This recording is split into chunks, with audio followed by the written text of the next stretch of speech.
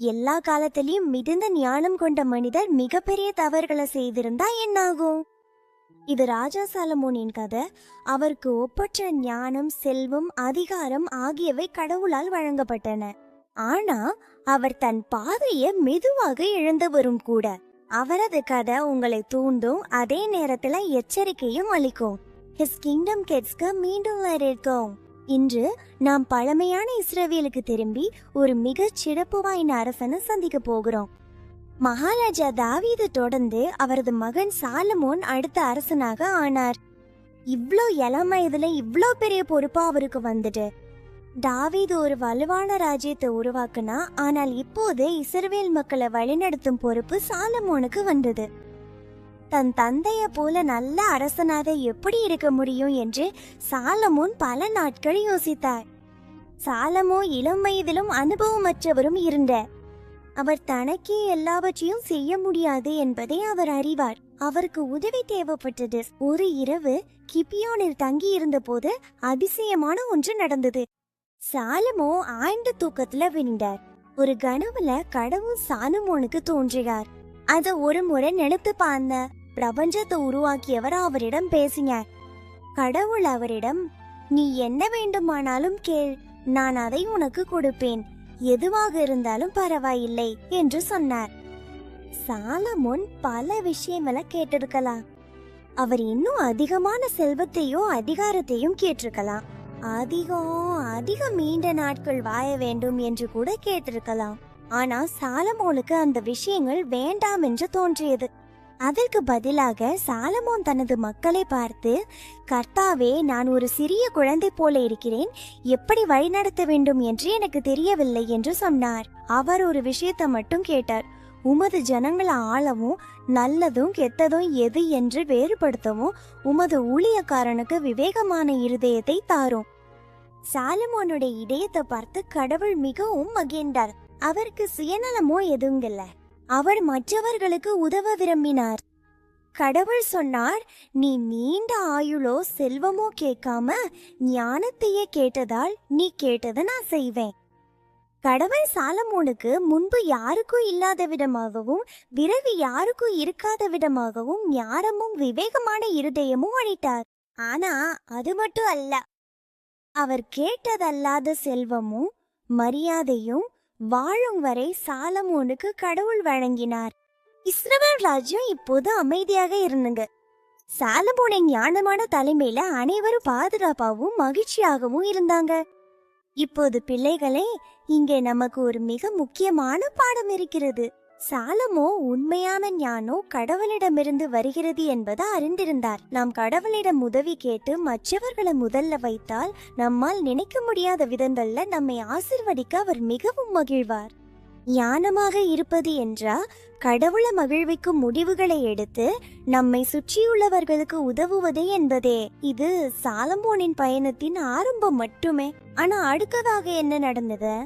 அவர் எப்படி அந்த மகத்தான ஆலயத்தை கட்டினார்? சிறுவர் ராஜா சாலமோனின் கதையின் 2ஆம் பகுதியை இங்கே His Kingdom Kids தொடருங்கள். இந்த கதையை உங்க நண்பர்களுடன் பகிர்ந்து லைக் செய்து சப்ஸ்கிரைப் செய்ய மறக்காதீர்கள். அடுத்த முறையில சந்திப்போம் பிள்ளையே.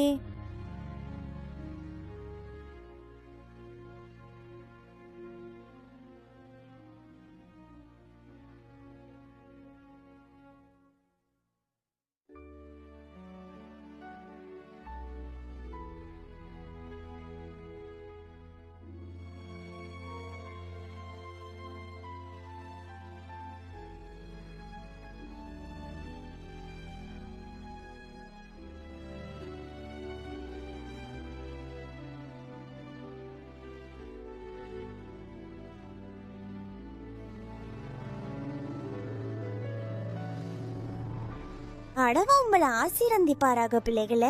அடுத்த முறையில சந்திப்போம். மீண்டும் வரவேற்கிறோம். கடந்த முறையில இளம் ராஜா சாலமோன் தன் மக்களை நன்றாக வழிநடத்த கடவுளிடம் ஞானம் கேட்டதை நாம் பார்த்தோம்.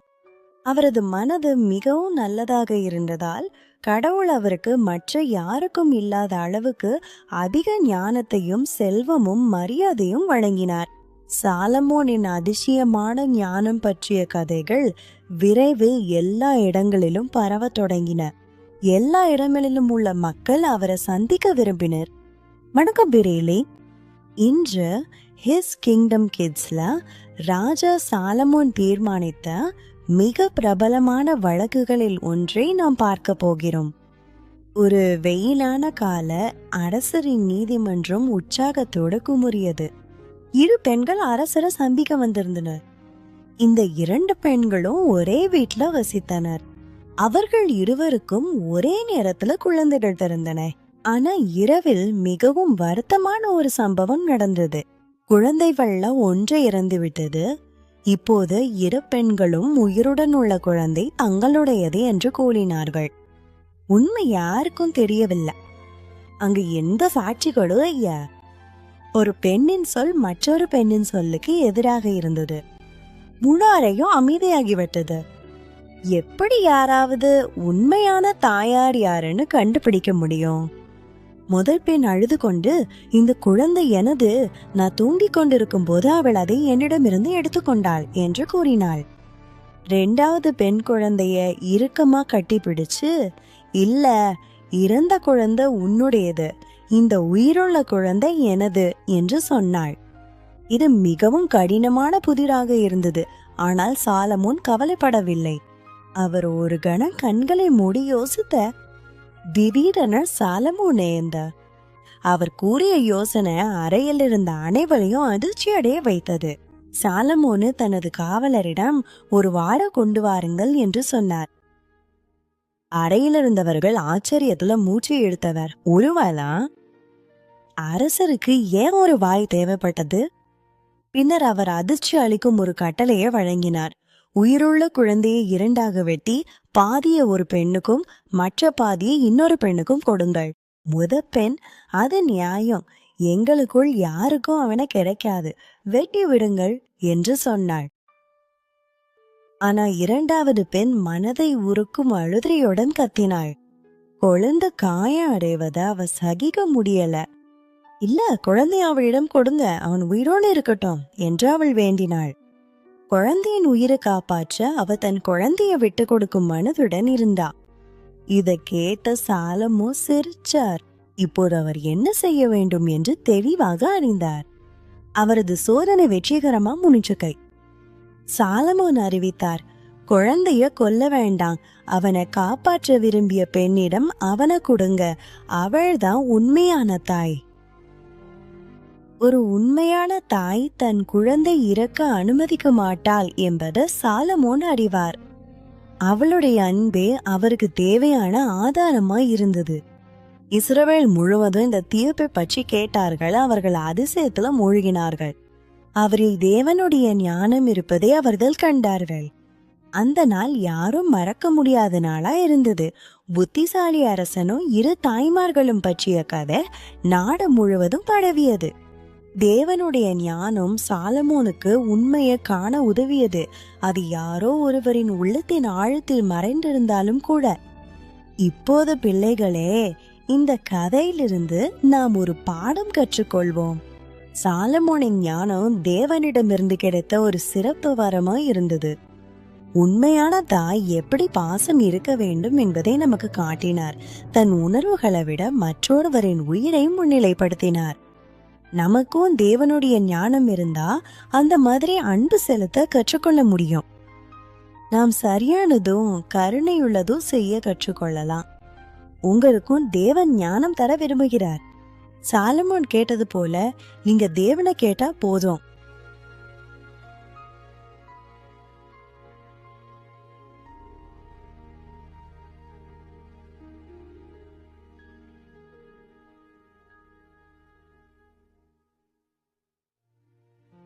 சாலமோனின் பயணம் தொடர்கிறது. அடுத்த முறையில அவர் ஆண்டவருக்காக எவ்வளவு அதிசயமான ஒன்று கட்டினார் என்பதை நாம் பார்க்க போகிறோம். சாலமோன் ராஜாவின் கதையின் 3ஆம் பகுதியை தவற விடாதீர்கள். நீங்க தவற விடாம இருக்க ஹிஸ் கிங்டம் கிட்ஸ் சேனலை சந்தா செய்ய மறந்து விடாதீர்கள். இந்த கதையை உங்க நண்பர்களும் குடும்பத்தாரும் பகிர்ந்து கொடுங்க. அடுத்த வீடியோல உங்களை மீண்டும் சந்திக்கும். குழந்தைங்களே, தேவன் உங்களை ஆசீர்வதிப்பாராக.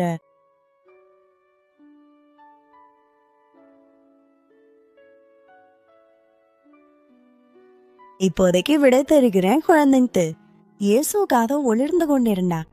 மீண்டும் வரவேற்கிறேன் குழந்தைகளே. தேவன் சாலமோன் ராஜாவுக்கு அவன் ஜனங்களை வழி நடத்தவும் சரியான முடிவுகளை எடுக்கவும் அற்புதமான ஞானம் அளித்ததை நாம் பார்த்தோம். இப்போது சாலமோனுக்கு ஒரு மிகவும் சிறப்பு பணி இருந்தது. அவர் எருசலேமின் மையத்துல கர்த்தருக்காக ஒரு பிரம்மாண்டமான இல்லம் கட்ட விரும்பினார்.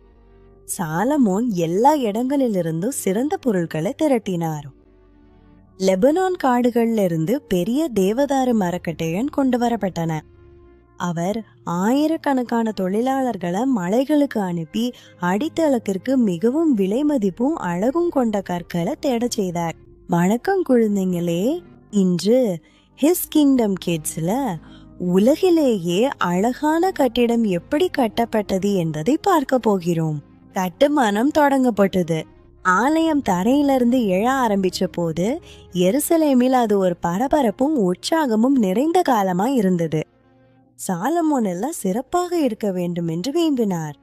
அவர் உள்ளத சுவர்களை தூய பிரகாசமான தங்கத்தால் மூடியார். அது எவ்வளவு பிரகாசமாக மின்னியது என்று கற்பனை செய்து பாருங்கள். சுவர்கள் அழகான பூக்கள் மற்றும் மரங்களின் செதுக்கப்பட்ட வடிவங்களால அலங்கரிக்கப்பட்டிருந்தன. ஒவ்வொரு விவரமும் கடவுளுக்காக அன்புடன் செய்யப்பட்டிருந்தது. இது வெறும் ஒரு கட்டிடம் மட்டுமல்ல என்று சாலமோன் அறிவார். இது மக்கள் ஜெபித்து ஆராதிக்கும் இடமா இருந்தது. முன்புறத்துல 2 பெரிய வெண்கல தூண்கள் வைக்கப்பட்டிருந்தன. அவை மிகவும் பெரியதும் வலிமையானதும் இருந்ததா எல்லோருக்கும் கடவுளின் சக்தியை நினைவூட்டின. உள்ள எல்லாமே தங்கத்தால செய்யப்பட்டிருந்தது. பலிபீடம், மேஜைகள் கூட, அந்த அறையை ஒளிரச் செய்த விளக்குகளும் கூட. 7 ஆண்டுகள் நீண்ட கடுமையான உழைப்புக்கு பிறகு ஆலயம் இறுதியாக முடிக்கப்பட்டது. அது உண்மையில பார்ப்பதற்கு ஒரு அதிசயமா இருந்தது. சாலமோன் ஜனங்களின் முன் நின்று ஒரு அழகான ஜபத்தை செய்து, மக்கள் இங்கு வந்தா எப்போதும் அவர்களை கேட்க வேண்டும் என்று கடவுளிடம் வேண்டினார். அதிகாரம் ஒரு அதிசயமான நிகழ்வு நடந்தது. கடவுளின் மகிமை நிறைந்த ஒரு பிரகாசமான மேகம் ஆலயத்தை நிரப்பியது. சாலமோனின் செயலால் கடவுள் மகிழ்ந்தார். இந்த பிரம்மாண்டமான ஆலயத்தின் செய்தி உலகம் முழுவதும் பரவியது. தொலைதூர நாடுகளிலிருந்து மக்கள் மாத கணக்குல பயணம் செய்து அதை பார்ப்பதற்காக வந்தார்கள். சேபாவின் ராணி பல பரிசுகளுடன் வந்தார். அவர் ஆலயத்தையும் சாலமோனின் புகழ்பெற்ற ஞானத்தையும் நேரில் கேட்க விரும்பினார். அவர் சாலமோனிடம் பல கடினமான கேள்விகளை கேட்டார். அவர் அனைத்துக்கும் பதில் சொன்னார். அவர் சொன்னார், எனக்கு பாதி கூட சொல்லப்படவில்லை. நான் கேட்டதை விட நீங்கள் இன்னும் அதிக ஞானம் உள்ளவராக இருக்கிறீர்கள். இஸ்ரவேல் மிகுந்த அமைதி மற்றும் செழிப்பில் இருந்தது. இது ஒரு பொற்காலம், ஏனெனில் சாலமோன் கடவுளின் பாதையை பின்பற்றினார். அந்த ஆலயம் கடவுள் தம் ஜனங்களை நேசிப்பதற்கான ஒரு சின்னமாய் இருந்தது. அது கடவுள் எப்போதும் அவர்களுடன் இருப்பதை அனைவருக்கும் நினைவூட்டியது. இப்போது பிள்ளைகளே, இதை பற்றி சிந்திப்போம். சாலமோன் கடவுளுக்காக ஒரு அழகான வீடு கட்டினார். ஆனால் இன்று கடவுள் எங்கே வாழ விரும்புகிறார் என்று உங்களுக்கு தெரியுமா? கடவுள் அழகான கட்டிடங்களை நேசிக்கிறார். ஆனால் அவர் மிகவும் நேசிப்பது நம் இதயங்களில் வாழ்வரையே. நாம் மற்றவர்களை நேசிக்கும் ஒவ்வொரு முறையும் நாம் அவருக்காக ஒரு சிறிய ஆலயமாக இருப்பது போல ஆகிறது. நாம் ஞானமான தேர்வுகளை செய்து இயேசுவை பின்பற்றும் போது நம் வாழ்க்கை சாலமோனின் ஆலயம் போல அழகாகவும் பிரகாசமாகவும் ஆகிறது. நீங்கள் எப்போது வேண்டுமானாலும் எங்கே வேண்டுமானாலும் கடவுளிடம் பேசலாம் என்பதை நினைவில் வையுங்கள். அவர் எப்போதும் உங்களை கேட்டுக்கொண்டிருக்கிறார். இது சாலமோனின் ராஜ்யத்தின் உச்சி. ஆனா கதை இங்கே முடிவடையவில்லை. சாலமோன் முதிர்ந்த போது என்ன நடந்தது? 4ஆம் பாகத்துக்காக காத்திருக்கவும், அங்கே நாம் ராஜா சாலமோனின் பயணத்தின் இறுதி பகுதியை பார்க்க போறோம். நீங்க அதை தவற விடாம இருக்க ஹிஸ் கிங்டம் கிட்ஸ் சேனலை சந்தா செய்யுங்க. இந்த மகத்தான ஆலயத்தை பற்றி கற்றுக்கொள்வது உங்களுக்கு பிடித்திருக்கும் என்று நாம நம்புகிறோம். அடுத்த வீடியோவில் சந்திப்போம் பிள்ளைகளே. கடவுள் உங்களை ஆசீர்வதிப்பாராடு.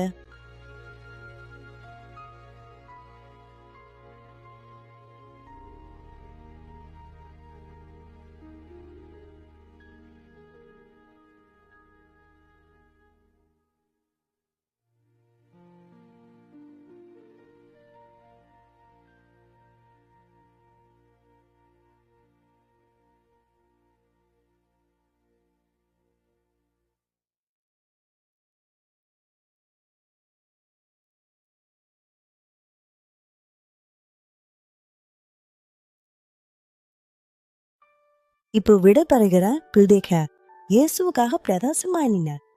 கடவுள் உங்களை ஆசீர்வதிப்பாராத. அடுத்த முறையில சந்திப்போம். மீண்டும் வரவேற்கிறோம். கடந்த முறையில் இளம் ராஜா சாலமோன் தன் ஜனங்களை நன்றாக வழிநடத்த தேவனிடம் ஞானம் கேட்டதை நாம் பார்த்தோம். அவரது மனது மிகவும் நல்லதாக இருந்ததால் தேவன் அவருக்கு மற்ற யாருக்கும் இல்லாத அளவுக்கு அதிக ஞானத்தையும் செல்வமும் மரியாதையும் அளித்தார். சீக்கிரம் சாலமோனின் அதிசயமான ஞானம் பற்றிய கதைகள் எல்லா இடங்களிலும் பரவ தொடங்கின. எல்லா இடங்களிலும் உள்ள மக்கள் அவரை சந்திக்க விரும்பினார்கள். வணக்கம் பிள்ளைகளே. இன்றைய ஹிஸ் கிங்டம் கிட்ஸ்ல ராஜா சாலமோன் தீர்மானித்த மிக பிரபலமான வழக்குகளில் ஒன்றை பார்க்க போகிறோம். ஒரு வெயிலான கால அரசரின் நீதிமன்றம் உற்சாகத்துடன் குமுறி கொண்டிருந்தது. 7 பெண்கள் அரசரை சந்திக்க வந்திருந்தனர். இந்த 2 பெண்களும் ஒரே வீட்டுல வசித்தன. அவர்கள் இருவருக்கும் ஒரே நேரத்துல குழந்தைகள் பிறந்தன. ஆனா இரவில் மிகவும் வருத்தமான ஒரு சம்பவம் நடந்தது. குழந்தைகள்ல ஒன்று இறந்து விட்டது. இப்போது இருவரும் உயிருடன் உள்ள குழந்தை தங்களுடையதே என்று கூறினார்கள். உண்மை யாருக்கும் தெரியவில்லை. அங்கே எந்த சாட்சிகளும் இல்லை. ஒரு பெண்ணின் சொல் மற்றொரு பெண்ணின் சொல்லுக்கு எதிராக இருந்தது. முழு அறையும் அமைதியாகிவிட்டது. யார் உண்மையில் குழந்தையின் தாயார் என்று எப்படி யாரும் அறிய முடியும்? பெண் அழுதபடி, இந்த குழந்தை எனது, நான் தூங்கிக் கொண்டிருக்கும் போது அவள் அதை என்னிடமிருந்து எடுத்துக்கொண்டாள் என்று கூறினாள். 2வது பெண் குழந்தையை இறுக்கமா கட்டி பிடிச்சு, இல்ல, இறந்த குழந்தை உன்னுடையது, இந்த உயிருள்ள குழந்தை எனதேன்னு சொன்னான். இது மிகவும் கடினமான புதிராக இருந்தது. ஆனா சாலமோன் கவலைப்படுவதாக தெரியவில்லை. அவர் ஒரு கணம் கண்களை மூடி சிந்தித்தார். திடீரென சாலமோன் எணிமார். அவருக்கு ஒரு யோசனை தோன்றியது. அது அறையில் இருந்த அனைவரையும் அதிர்ச்சி அடைய வைத்தது. சாலமோன் தனது காவலரிட ஒரு வாள் கொண்டு வா என்று சொன்னார். அறையில் இருந்தவர்கள் ஆச்சரியத்துல மூச்சை இழுத்தன. ஒரு வாளா? அரசருக்கு ஏன் ஒரு வாள் தேவைப்பட்டது? பின்னர் அவர் ஒரு அதிர்ச்சி உண்டாக்கும் கட்டளையை வழங்கினார். இந்த உயிருள்ள குழந்தையை 2ஆக வெட்டி பாதிய ஒரு பெண்ணுக்கும் மற்ற பாதியை இன்னொரு பெண்ணுக்கும் கொடு. பெண், அது நியாயம், எங்களுக்குள் யாருக்கும் அவனை கிடைக்காது, வெட்டி விடுங்கள் என்று சொன்னாள். ஆனா 2வது பெண் மனதை உருக்கும் அழுகையுடன் கத்தினார். குழந்தை காயமடைவத அவர் சகிக்க முடியவில்லை. இல்ல, குழந்தைய அவனுக்கே கொடுங்க, அவன் உயிரோட இருக்கட்டும் என்று அவர் வேண்டினார். குழந்தையின் உயிரை காப்பாற்ற அவர் தன் குழந்தையை விட்டு கொடுக்கும் மனதுடன் இருந்தார். இதை கேட்ட சாலமோன் சேர்த்த. இப்போது அவர் என்ன செய்ய வேண்டும் என்று தெளிவாக தெரிந்தது. அவரது சோதனை வெற்றிகரமா முடிந்தது. சாலமோன் அறிவித்தார், குழந்தையை கொல்ல வேண்டாம், அவனை காப்பாற்ற விரும்பிய பெண்ணுக்கே அவனை கொடுங்கள், அவள்தான் உண்மையான தாய். ஒரு உண்மையான தாய் தன் குழந்தை இறக்க அனுமதிக்க மாட்டாள் என்பதை சாலமோன் அறிவார். அவளது அன்பே அவருக்கு தேவையான ஆதாரம். இஸ்ரவேல் முழுவதும் இந்த தீர்ப்பை பற்றி கேட்டார்கள். அவர்கள் ஆச்சரியத்துல மூழ்கினார்கள்.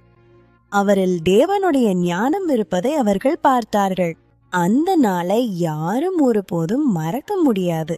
அந்த புத்திசாலி அரசனும் 2 தாய்மார்களும் பற்றிய கதை நாடு முழுவதும் பரவியது. ஒருவரது இதயத்தின் ஆழத்துல மறந்திருந்தாலும் உண்மையை காண தேவனுடைய ஞானம் சாலமோனுக்கு உதவியது.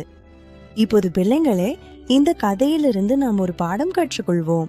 சாலமோனின் ஞானம் என்பது தேவனிடமிருந்து கிடைத்த ஒரு சிறப்பு வரமாகும். உண்மையான தாய் எப்படிப்பட்ட உண்மையான அன்பு என்பதை நமக்கு காட்டினார். தன் உணர்வுகளை விட மற்றொருவரின் உயிரை முன்னிலைப்படுத்தினார். நமக்கும் தேவனுடைய ஞானம் இருந்தா அந்த மாதிரி அன்பு செய்ய நாமும் கற்றுக்கொள்ளலாம். நாம் நல்லதும் கருணையுடனும் நடக்க கற்றுக்கொள்ளலாம். உங்களுக்கும் ஞானம் தர விரும்புகிறார் தேவன். சாலமோன் கேட்டது போல நீங்க தேவனிடம் கேட்க வேண்டும், அதுவே போதும்.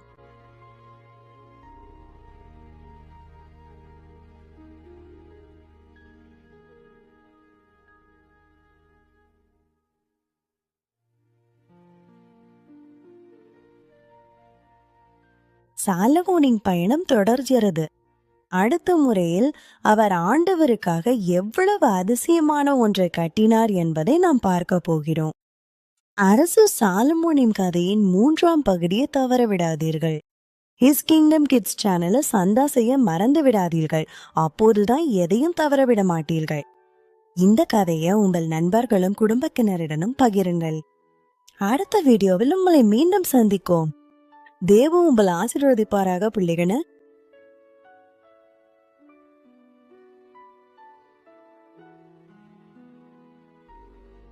இப்போ விடப்பெறுகிற பிள்ளைகிற இயேசுவுக்காக உலர்ந்து கொண்டே இருந்தாங்க.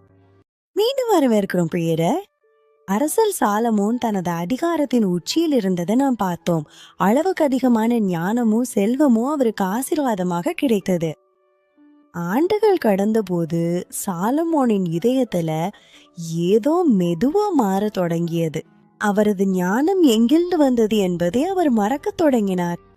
சாலமோன் பல வெளிநாட்டு பெண்களை, பல்வேறு நாடுகளில் இருந்து வந்தவர்களை காதலித்தார்.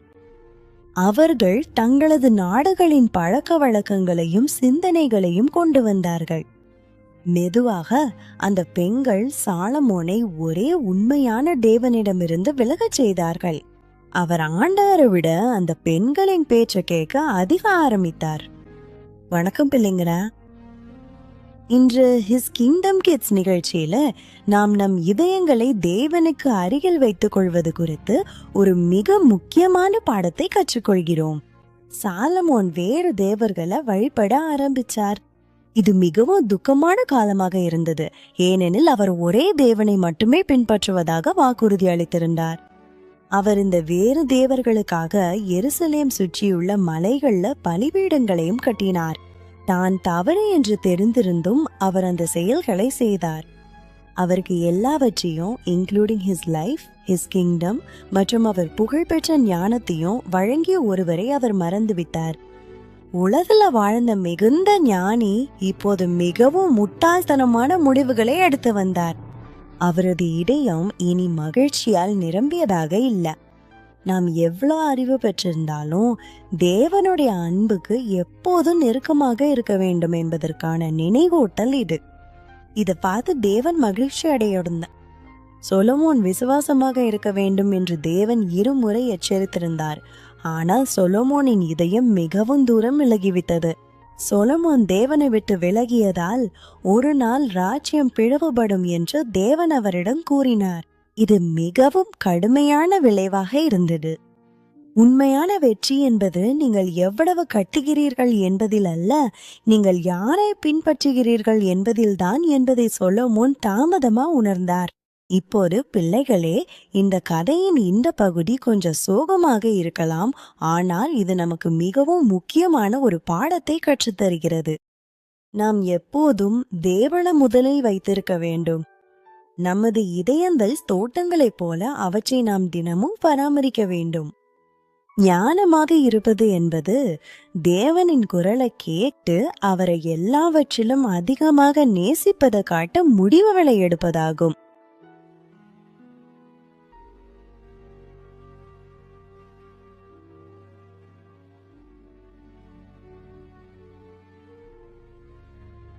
சொலோமோனின் கதை உங்களுக்கு எப்போதும் தேவனை முதலில் தேட நினைவூட்டும் என்று நம்புகிறோம். அவர் உங்களை மிகவும் நேசிக்கிறார் பிள்ளைகளே. இது ராஜா சொலோமோனை பற்றிய நமது தொடரின் முடிவாகும். இந்த வரலாற்று பயணத்துல எங்களுடன் சேர்ந்ததற்கு நன்றி. பைபிளில் இருந்து இன்னும் அற்புதமான கதைகளுக்காக ஹிஸ் கிங்டம் கிட்ஸை லைக் செய்யவும் சப்ஸ்கிரைப் செய்யவும் மறக்காதீர்கள். அடுத்த முறையில சந்திப்போம்.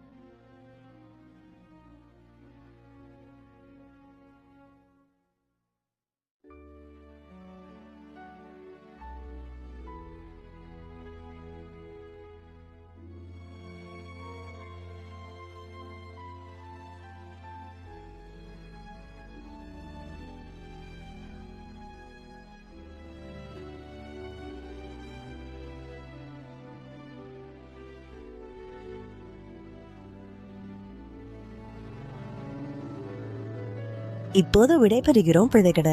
இயேசுக்காக உழுந்து கொண்டு இருங்க. தேவன் உங்களை ஆசீர்வதிப்பாராக. அடுத்த முறையில சந்திப்போம். வரவேற்கிறோம் பிள்ளைங்களே. நாம் ராஜா சொலமோன அவருக்கு அதிகாரத்தின் உச்சியில பார்த்தோம். அளவுக்கு அதிகமான ஞானமும் செல்வமும் அவருக்கு ஆசீர்வாதமா இருந்தது. ஆண்டுகள் கடந்த போது சொலோமோனின் இதயத்துல ஏதோ மெதுவா மாறத் தொடங்கியது. அவரது ஞானம் எங்கிருந்து வந்தது என்பதை அவர் மறக்கத் தொடங்கினார். சொலோமோ பல வெளிநாட்டு பெண்களை, பல்வேறு நாடுகளிலிருந்து வந்தவர்களை நேசித்தார். அவர்கள் தங்களது நாடுகளின் பழக்க வழக்கங்களையும் சிந்தனைகளையும் கொண்டு வந்தார்கள். மெதுவா அந்த பெண்கள் சொலோமோனை ஒரே உண்மையான தேவனிடமிருந்து விலகச் செய்தார்கள். அவர் ஆண்டவரை விட அவர்களை அதிகம் கேட்க தொடங்கினார். வணக்கம் பிள்ளைகளே. இன்று ஹிஸ் கிங்டம் கிட்ஸ்ல நாம் நம் இதயங்களை தேவனுக்கு அருகில் வைத்திருக்க ஒரு மிக முக்கியமான பாடத்தை கற்றுக்கொள்கிறோம். சொலோமோன் பிற தேவர்களை வழிபட தொடங்கினார். இது மிகவும் வருத்தமான காலமாக இருந்தது. ஏனெனில் அவர் ஒரே தேவனை மட்டுமே பின்பற்றுவதாக வாக்குறுதி அளித்திருந்தார். அவர் இந்த பிற தேவர்களுக்கு எருசலேம் சுற்றியுள்ள மலைகள்ல பலிபீடங்களையும் கட்டினார். அவர் தன்னால் தவறு என்று தெரிந்த விஷயங்களையே செய்தார். அவருக்கு எல்லாவற்றையும், including his life, his kingdom and even the very wisdom he was famous for, வழங்கிய ஒருவரை அவர் மறந்துவிட்டார். உலகில் வாழ்ந்த மிகுந்த ஞானி இப்போது மிகவும் முட்டாள்தனமான முடிவுகளை எடுத்து வந்தார். அவரது இதயம் இனி மகிழ்ச்சியால் நிரம்பியதாக இல்லை. நாம் எவ்வளவு அறிவு பெற்றிருந்தாலும் தேவனுடைய அன்பிற்கு எப்போதும் நெருக்கமாக இருக்க வேண்டும் என்பதற்கான நினைவூட்டல் இது. இது தேவனுக்கு விருப்பமானதாக இல்லை. சொலமோன் விசுவாசமா இருக்க வேண்டும் என்று தேவன் இருமுறை எச்சரித்திருந்தார். ஆனா சொலமோனின் இதயம் மிகவும் தூரம் சென்று விட்டது. சொலமோன் தேவனை விட்டு விலகியதால் ஒரு நாள் ராஜ்யம் பிளவாகும் என்று தேவன் அவரிடம் கூறினார். இது மிகவும் கடுமையான விளைவாக இருந்தது. உண்மையான வெற்றி என்பது நீங்கள் எவ்வளவு கட்டுகிறீர்கள் என்பதில் அல்ல, நீங்கள் யாரை பின்பற்றுகிறீர்கள் என்பதில்தான் என்பதை சொலோமோன் தாமதமாக உணர்ந்தார். இப்ப பிள்ளைகளே, இந்த கதையின் இந்த பகுதி கொஞ்சம் சோகமாக இருக்கலாம். ஆனா இது நமக்கு மிகவும் மிகவும் முக்கியமான ஒன்றை கற்றுக் கொடுக்கிறது. நாம் எப்போதும் தேவனை நம் வாழ்வில முதன்மையாக வைத்திருக்க வேண்டும். நம் இதயங்கள் தோட்டங்களை போல, அவற்றை நாம் தினமும் பராமரிக்க வேண்டும். ஞானமாக இருப்பது என்பது தேவனுடைய குரலை கேட்டு அவரை மற்ற எல்லாவற்றையும் விட அதிகமாக நேசிக்கிறோம் என்பதை காட்டும் முடிவுகளை எடுப்பதாகும்.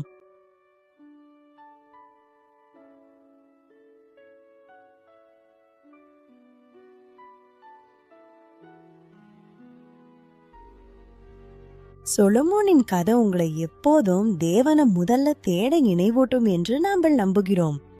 அவர் உங்களை மிகவும் நேசிக்கிறார் பிள்ளைகளே. இது ராஜா சொலோமோனை பற்றிய நமது தொடரின் முடிவாகும். இந்த வரலாற்று பயணத்துல எங்களுடன் சேர்ந்ததற்கு நன்றி. பைபிளில் இருந்து இன்னும் அற்புதமான கதைகளுக்காக ஹிஸ் கிங்டம்-ஐ லைக் செய்து சப்ஸ்கிரைப் செய்ய மறந்து விடாதீர்கள். அடுத்த முறையை சந்திக்கும்.